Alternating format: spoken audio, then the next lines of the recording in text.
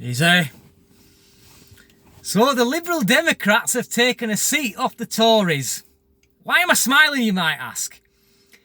Well, it seems that the reason for it amongst voters is quite interesting, because they have said, many of them have said, that it was in opposition to the building of HS2. And I'm guessing that the area where this is, I'm not sure exactly where it is, this seat, but I'm guessing that Labour are not very popular, seeing that they've managed to romp home with all of 600 and a few votes. They've even lost a deposit. But the opposition to HS2 has rallied the troops to vote against the Tories in favour of the Lib Dems. Now, I think this needs to be a real wake-up call for the Tories. And simply put, that the people don't want HS2. And they sure as hell don't need it now. Because look what's happened.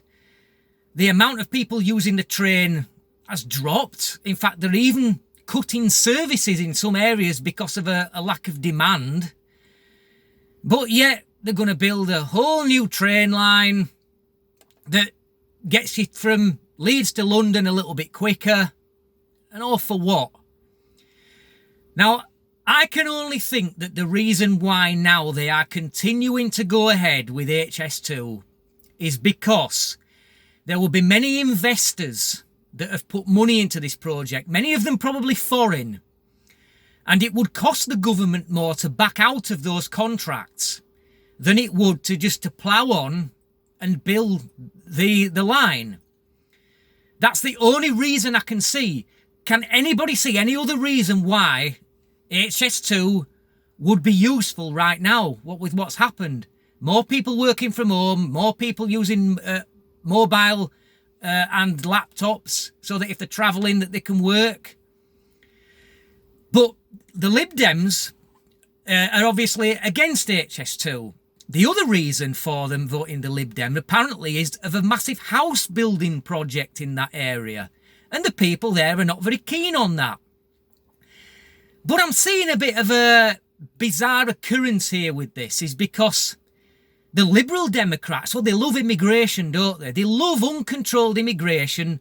They love all these boat migrants that are coming across the channel.